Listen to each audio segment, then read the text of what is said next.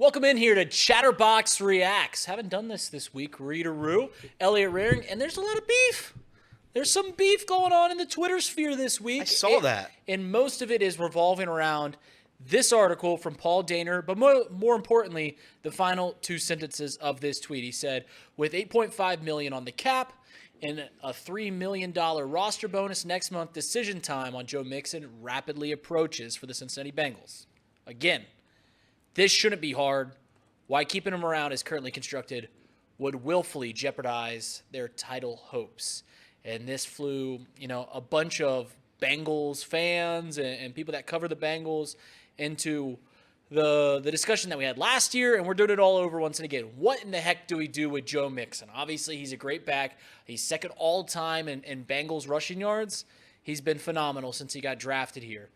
But in the current age of the NFL, it shows that maybe you can get value elsewhere than just the running backs. And I think that's the whole point of what Paul Dehner is trying to say, is you can't comprehend paying a guy what could be near $11 million in money, cash, hits, all the things that come into the salary cap, when you can go and get value elsewhere. And once again, Joe Mixon's a phenomenal player, but in a salary cap league, you got to find value, and it's oftentimes not in a veteran running back. Sure, and people can have that take, and there's certainly the arguments against it. Isaiah Pacheco is obviously the biggest example of it, right? Yeah. Isaiah Pacheco, I don't know what round it was, 6th, 5th, 4th. Kyren Williams for the Rams. Kyren Williams for the Rams. There are stories, and a lot of stories. It's just not just one or two guys. There are a sizable amount of people or running backs in the NFL that come up, and they're superstars immediately.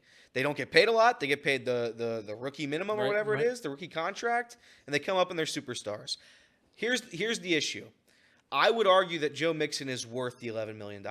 Joe Mixon, and again, this is just at least statistically speaking, over the past 5 years, he's a top 10 running back in terms of rushing yards.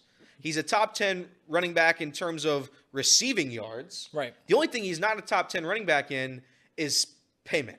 Salary-wise, he's still out of it. He's the 12th highest paid running back in the NFL. This year because he restructured. Correct. But I don't think it's terrible to say there are a lot worse options than Joe Mixon out there. I would think Joe Mixon, if he can restructure it again, if we can get a little bit less than what he's asking, I'd bring Joe Mixon back in a heartbeat. For $11 million, if that's a number we're going to play with, I would still say it's worth it. Yeah. Because you know what you're getting. It's not exactly $11 million, so this is where the cap gets a little weird, and I'm not going to get into all these. But the point I want to say is, yes, out of all of the free agent running backs that are out there, Joe Mixon might be number one. And this is a class with Josh Jacobs, Derrick Henry, Austin Eckler. Joe Mixon might be the number one running back that I want. But, look across the league.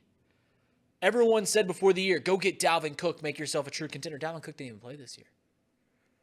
Jonathan Taylor wasn't always the number one back of the Indianapolis Colts. The Cleveland Browns lost Nick Chubb, and they still had a top 5 rushing attack.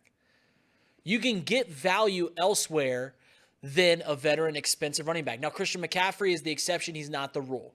Christian McCaffrey is absolutely worth every dime. He's worth that trade that they had. But across the board, it seems like this league is trending towards running backs, and as sad as this is, getting less and less and less value. And when we have this discussion about what do we do, where do we make some roster cuts and the cap, people bring up other names, and rightfully so, guys like Sam Hubbard, guys like B.J. Hill. And these are names, I was one of the first people that said, listen, we need more pass rush. Everyone says we need more pass rush. No one wants to talk about how you get there, and by getting there is Sam Hubbard's going to have to take a back seat. But people are like, well, why don't you cut Sam Hubbard? Well, it's because the value that you get from Sam Hubbard is harder to find than the value that you can get from Joe Mixon. You can pick up a guy in the 2nd, 3rd round this year in the draft, and almost every single one of them are going to be some level of production if you give them enough carries. You can take any veteran in the NFL right now, and if you give them enough carries, they will give you a certain level of production. Yeah, Joe Mixon might be on a higher end of that, but is the money that you're going to pay him worth the difference?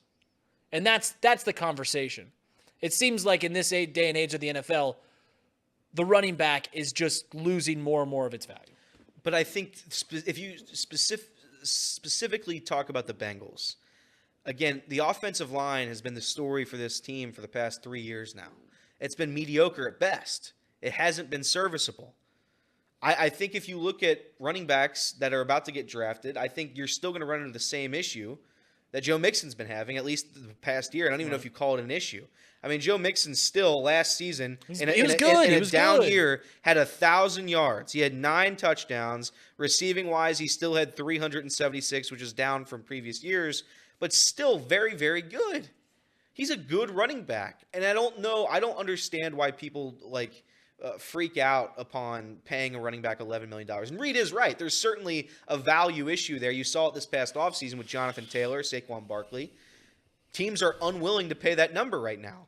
I don't know why, but it is. I guess I do know why. The reason is what he just said, is that you can draft a running back with equal production or similar production. But I'd argue, why risk it when you can get the for sure thing? I know I'm getting 1,000 yards with Joe Mixon. Everybody in the city wants to bash Joe Mixon. He's been a top 10 running back in the NFL for the past 4 years. He's been unbelievable. I have no issue paying him $11 million, which again ranks 12th amongst all NFL running backs. The guys below him, Nyheim Hines, immediately below him. So this is his competition. Nyheim Hines, Jahmyr Gibbs. Obviously, Jahmyr Gibbs is very good. Samaje Perine right below him. Alexander Madison right below him. Ezekiel Elliott right below him. It's just like, if he's the bottom of the good running back tier in terms of payment, I'd give it to him. So here's the thing is, the Bengals gave Joe Mixon the ball 300 times last year, right around 300 times, and he got right around 1,400 yards. That is the bare minimum on what running back production is. If you give almost any running back in the league the ball 300 times over the course of a season, they should get 1,400 yards. Receiving, rushing. If you give them the ball 300 times, they should get 1,400 yards. That is almost the bare minimum. I think 90% of running backs that have gotten the ball 300 times or more have gotten 1,400 yards. And that's the whole point. Is, yes, Joe Mixon's phenomenal. We love him here in this city.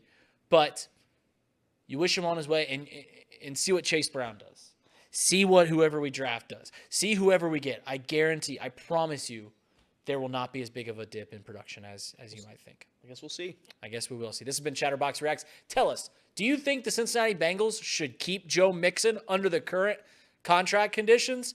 Give us a like, subscribe. Thank you. We'll see you tomorrow.